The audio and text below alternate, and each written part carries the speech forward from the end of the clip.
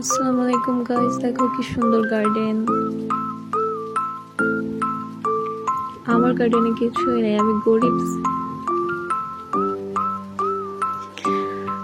শুধু কোকোনাট গুলা ছিল, এগুলা এখন সেল করে দিব গাইস।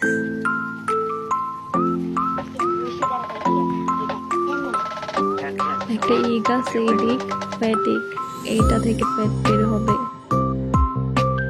দেখো গাইস, আমার মতো গরিব কিছু নাই বলো।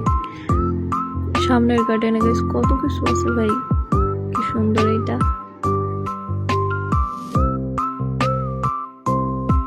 এখন এগুলা সেল দিয়ে দিব